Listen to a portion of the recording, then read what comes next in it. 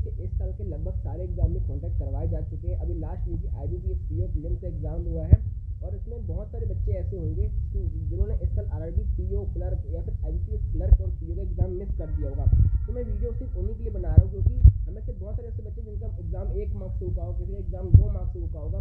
जैसे मेरा खुद का एग्जाम जो RRB क्लर्क का एग्जाम है 1.75 मार्क्स से रुका और जो RRB PO का वो 2 मार्क्स से रुका हुआ।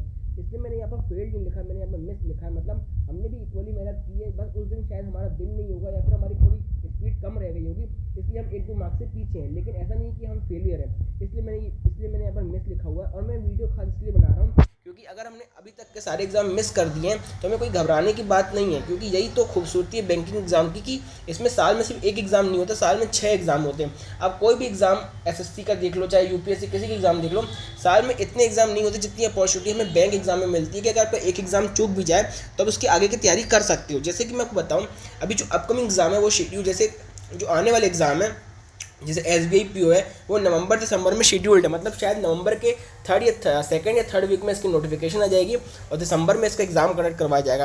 वैसे SBI क्लर्क की बात करूँ तो इसका भी नोटिफिकेशन नवंबर में आ जाएगा। जैसे ही PO का नोटिफिकेशन आता है उसके एक वीक आगे या पीछे क्लर्क का भी हमें नोटिफिकेशन देखने मिलता है। और मैंने अपनी चैनल में वीडियो बनाई थी union bank local bank officer की, बहुत ही अच्छी अपॉर्चुनिटी है। अगर आप इसके लिए एलिजिबल है तो उसके लिए जरूर अप्लाई कीजिएगा। इसका भी एग्जाम हमें नवंबर में देखने को मिल सकता है। एक वीडियो मैंने बनाई थी UIICL AO एग्जाम की, एक गवर्नमेंट कंपनी, इंश्योरेंस कंपनी है, इसकी भी बहुत अच्छी अपॉर्चुनिटी है और इसमें हम कोई भी ग्रेजुएट इसके लिए अप्लाई कर सकता है। तो अब इसका भी फॉर्म जरूर भरिएगा। इसका एग्जाम भी हमें नवंबर में देखने मिल सकता है और इसमें ये सिंगल एग्जाम है, सिर्फ एक एग्जाम होगा और प्लस इंटरव्यू होगा। तो ये बहुत ही अच्छी अपॉर्चुनिटी है। और एक और एग्जाम मैंने बताया था NICL असिस्टेंट का, इसका एग्जाम जो IBPS PO मेंस के डेट है उसके साथ क्लैश हो रहा। अगर आपका IBPS PO प्रीलिम्स अच्छा एग्जाम नहीं गया है तो अब इसके लिए डेफिनेटली अप्लाई कीजिएगा।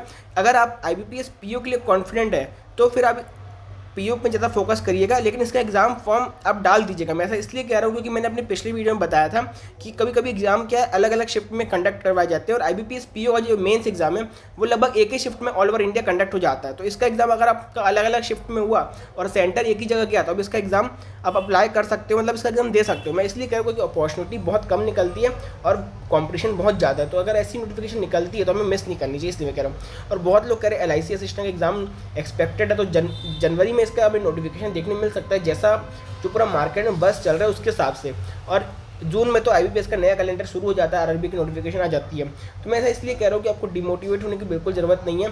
अगर आपने इस साल के एग्ज़ाम बहुत सारे मिस कर दिए तो आप आगे वाले एग्ज़ाम में फोकस करो और अच्छे से मेहनत करो ताकि अगली जो दिवाली आएगी वो हम अच्छे खुशी से मना सकें। तब तक के लिए गुड बाय और आप सभी को हैप्पी दिवाली।